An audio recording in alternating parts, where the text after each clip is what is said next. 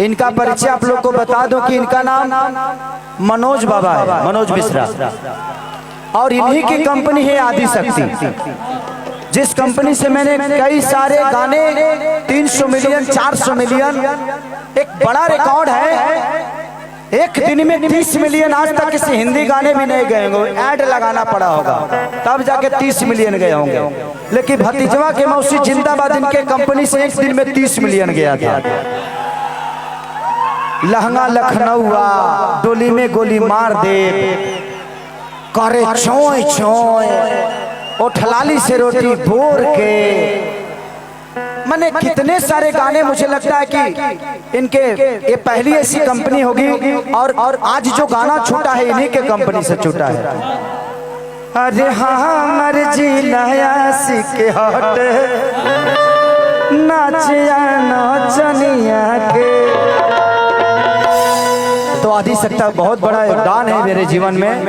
और बाबा आज उड़ रहे हैं, भगवान करे ऐसे उड़ते रहे, जिंदगी में ऐसे फुलाते रहे।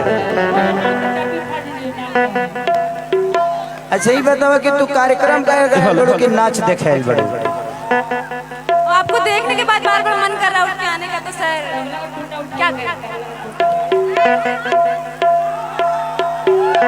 ये बार बार मेरे मुंह में क्यों धरा रही है? 3 हाली होगा।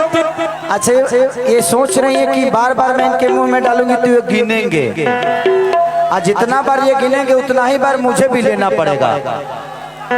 तो 2000 का ओके ठीक है, कोई बात नहीं, चलिए कोशिश रहेगी।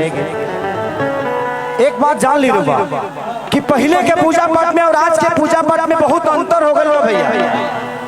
पहले के माता बहन बेटी जब मंदिर में जाते हैं तो बड़ा सुंदर एगो गाना गावत लिया भैया भैया भैया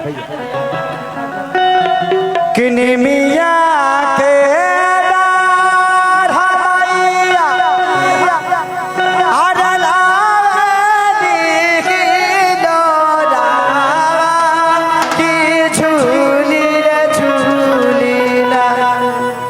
थोड़ा सा आप लोग को साइड होना पड़ेगा। तमाइया लेगे ताके झोले झोले। पहले की औरत लोग गाना गावत था जब माई के दरबार में जाता था। आजकल थारी सजा ले तरी सजी स्पैट पहले तरी से एगो ट्रैक्टर के गियर खानी सैंडल मार ले तरी सा। गाना कौन गाव तरी सा कि ये दिल आशिकाना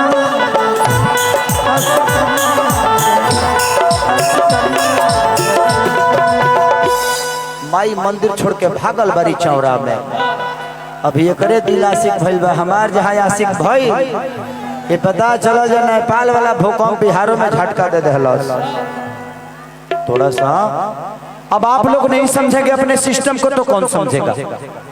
अगर आप ही के लिए बोल रहे हैं, आप एक आदमी की वजह से पूरा फंक्शन बर्बाद हो जा सकता है, आपको पता है ना। तो थोड़ा सा हम लोगों को सबको संयम रखने की जरूरत है। हम सब एक दूसरे को सपोर्ट करें, एक दूसरे को प्यार करें और उसके बाद इस कार्यक्रम को बढ़िया तरीके से चलाएं, ठीक है? प्रशासन आपको आगाज कर रही है कि ये प्रोग्राम आपकी वजह से बर्बाद हो जाएगा, इसलिए थोड़ा सा प्रशासन अपना काम कर रही है, उसको भी करने दीजिए। वो आपकी सुरक्षा के लिए बोल रही है। ऋषिकेश बाद में हम फोटो तो खिंचाइबे करेंगे, हम आए हैं काहे के लिए? गाने के लिए थोड़ी आए हैं, फोटो खिंचाने के लिए आए हैं, है ना? तो ये दुनिया है। पहले के माता बहन बेटी हमेशा साड़ी पहनत लिया घर में, आजकल जींस पैंट टी शर्ट चलता भाई। तो जमाना बदलल बा, लोग कहता कि हई चीज अश्लील हो गई, हाउ अश्लील हो गई कि सेंठ के सीसी धड़क वाला सहारा कभला ये राजा कि दर्द उठे ये राजा कमर के भीतरिया भीतरिया कि ओढ़नी जब से बांधे लगलू डाढ़ में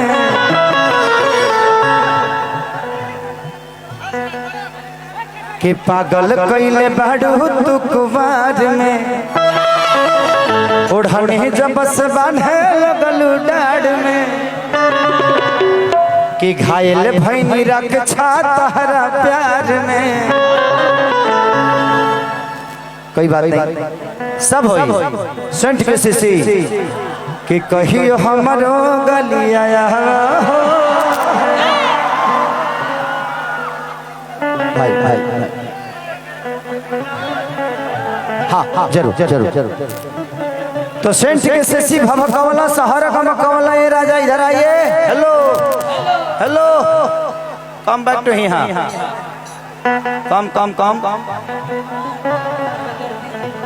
आप लोगों को बता दूं कि मेरे जीवन की सबसे एक अनमोल रतन जिनका नाम है कृष्णा बेदर्दी, कि चूसता देवरा, अरे चूसता देवरा चूसता,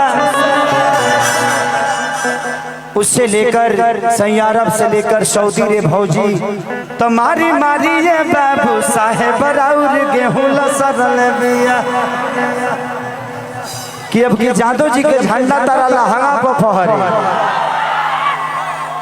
तो जिंदगी में ऐसे कितने सारे गाने हैं जो हम और कृष्णा जी ने मिलकर आप सबके मनोरंजन के लिए किया है। और ये सेंट के सीसी भी इन्हीं का लिखा हुआ गाना है। और एक सबसे पिछले साल का सबसे बड़ा गाना, सबसे बड़ा गाना कौन था? नथुनिया।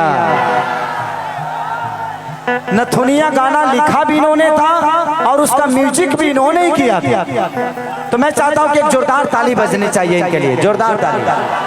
Love you, thank you. ऐसा ही प्यार आशीर्वाद देते रहिए।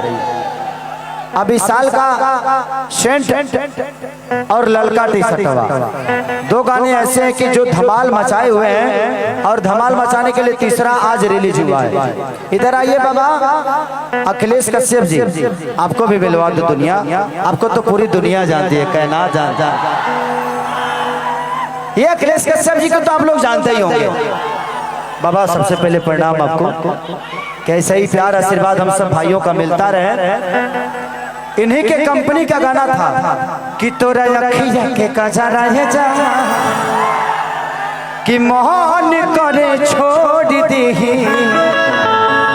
अरे कहिल पढ़ाई, अरे होला स्कूलिया में, अरे बहुत लड़ाई, कि धाके कोनो गाटा खींच ले बादू पाटा हमर जीवा जरा दिल,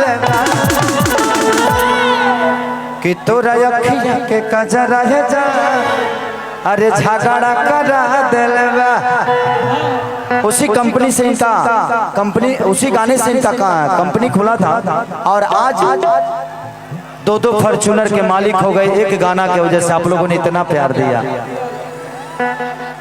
दो घर पटना में, बक्सर में, बहुत सारी। तो आप लोगों का आशीर्वाद और प्यार है कि आप लोगों ने इनको इतना प्यार और आशीर्वाद दिया।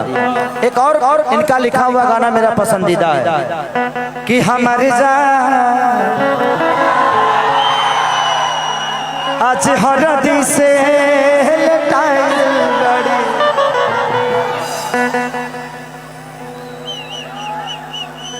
कि खेसारी छोड़ी अखिलेश से अझुराइल बड़ी।